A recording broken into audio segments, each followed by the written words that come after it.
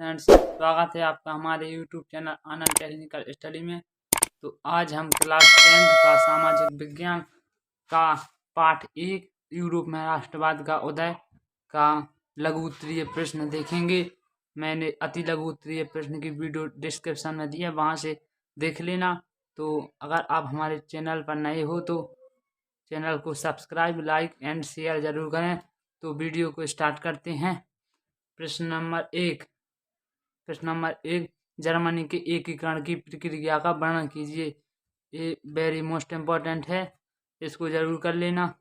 तो उत्तर, मध्य वर्गीय जर्मन लोगों में राष्ट्रवादी भावनाएं अत्यंत प्रबल थीं। उन लोगों ने 1848 ईस्वी में जर्मन महासंघ के विभिन्न क्षेत्रों को एकता के सूत्र में बांधकर एक निर्वाचित संसद के माध्यम से शासित राष्ट्र राज्य बनाने का प्रयास किया था, लेकिन इस प्रयास का राजशाही और सैन्य शक्ति ने सम्मिलित रूप से दमन कर दिया। उनका प्रशा के बड़े भूस्वामियों ने भी समर्थन किया। उसके बाद प्रशा के राष्ट्रीय एकीकरण आंदोलन का नेतृत्व संभाल लिया। उसका मुख्यमंत्री ऑटो वन बिस्मार्क था। इस प्रक्रिया का जनक था। उसका मुख्यमंत्री जर्मन का एकीकरण का मुख्यमंत्री मतलब मेन आदमी कौन था? ऑटो वन बिस्मार्क था। इसका जनक कहा गया है। जिसने प्रशा की सेना और नौकरशाही की मदद ली। जैसे कोई सरकारी आदमी है उसकी मदद ली, और सेना मतलब आर्मी वाले, तो उस मदद ली। 7 वर्ष के दौरान ऑस्ट्रिया, डेनमार्क और फ्रांस से 3 युद्धों में प्रशा की जीत हुई। मतलब कि ऑटो वन बिस्मार्क की बहुत महत्वपूर्ण एकता थी, और इसने 7 वर्ष में मतलब 7 साल में ऑस्ट्रिया, डेनमार्क और फ्रांस जैसे 3 युद्धों का प्रशा जीत हुई। मतलब जीत लिया, 3 युद्धों को जीत लिया, और एकीकरण की प्रक्रिया पूरी हुई, मतलब और सब इकट्ठे हो गए। तो जनवरी 1871 ईस्वी में वर्साय में हुए एक समारोह में प्रशा के राजा विलियम प्रथम को जर्मनी का सम्राट घोषित कर दिया गया। तो 1871 में जनवरी में समारोह में मतलब इकट्ठे हुए आदमी, उन्होंने विलियम प्रथम को जर्मनी का सम्राट घोषित कर दिया। तो प्रश्न नंबर 2, ऑटो वन बिस्मार्क कौन था? ये भी इम्पोर्टेंट क्वेश्चन है, तो इसको भी कर लेना। ऑटो वन बिस्मार्क कौन था? यह क्यों प्रसिद्ध है? ऑटो वन बिस्मार्क जर्मन साम्राज्य का प्रथम चांसलर होने के साथ साथ तत्कालीन यूरोप का प्रभावशाली नेता भी था। मतलब कि जर्मन का प्रथम चांसलर मतलब जर्मन का मुख्यमंत्री था, लेकिन वो यूरोप का प्रभावशाली नेता भी था। जर्मनी के एकीकरण में बिस्मार्क की प्रमुख भूमिका थी। 1870 तक बिस्मार्क ने अपनी रक्त और लोहे की नीति से अपने देश की राष्ट्रीय एकता के लिए जीत हासिल की।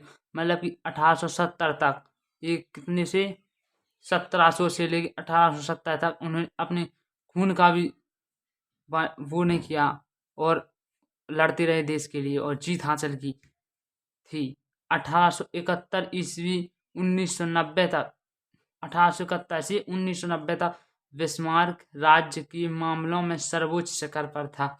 मतलब कि जो ऑटो वन बिस्मार्क था वो 1871 से 1990 तक बिस्मार्क राज्य के मामलों में सर्वोच्च शिखर पर था, मतलब सबसे ऊंचे था। 1890 में उसने अपने पद को त्यागपत्र दे दिया, मतलब कि अपना पद त्याग दिया 1890 में।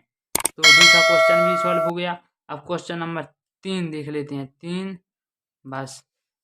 तो क्वेश्चन नंबर 3 क्या कह रहा? फ्रांस की क्रांति कब शुरू हुई? उसका मुख्य कारण क्या था? तो फ्रांस की क्रांति कब शुरू हुई, इसका मुख्य कारण क्या था? तो फ्रांस की क्रांति 5 मई 1789 को प्रारंभ हुई। ये भी very very most important question है, इसको जरूर कर लेना। फ्रांस की क्रांति 5 मई 1789 को प्रारंभ हुई। फ्रांस की शोचनीय आर्थिक स्थिति क्रांति का मूल कारण थी। मतलब कि फ्रांस की शोचनीय आर्थिक स्थिति, मतलब कि करते थे कुछ और सोचते थे कुछ और, इसका मूल कारण यही थी, आर्थिक शोचनीय स्थिति। लुई 16वें की फिजूल खर्ची से राजकोष खाली हो गया। लुई 16वें मतलब 16वें की फिजूल खर्ची मतलब बेफालतू को खर्चा से राजकोष खाली हो गया, मतलब कि गोदाम खाली हो गया। तथा देश आर्थिक रूप से दिवालियेपन की कगार पर था, मतलब गरीब हो चुका था। ऐसी हालत में शासक ने जनता पर कर भार बढ़ाने के लिए नए कर लगाने का प्रस्ताव किया, जिसका जनता ने विरोध किया। जब वे गरीब हो गए तो सरकार ने उसको और गरीब बनाने की सोची, तो जनता ने उनसे विरोध कर दिया और उसको रिजेक्ट कर दिया या हटा दिया। तो स्टेटस जनरल का अधिवेशन बुलाने के साथ ही क्रांति का विस्फोट हो गया, मतलब कि आगे बढ़ गया। जो नीचे घट रही थी फिर वो आगे बढ़ गई, और इस दृष्टि से फ्रांसी की तत्कालीन आर्थिक स्थिति क्रांति का एक प्रमुख कारण बन गई। तो ये क्या करा, इस दृष्टि से मतलब कि उन्होंने जब विरोध किया इसका, तो इससे उनकी गरीबी दूर हो गई और वे आगे बढ़ने लगे। तो क्वेश्चन नंबर 3 भी खत्म हो गया। तो लघु उत्तरीय पार्ट 1 के 3 ही क्वेश्चन। अगर आपको वीडियो अच्छी लगी हो तो लाइक शेयर एंड सब्सक्राइब जरूर करें। Thank you.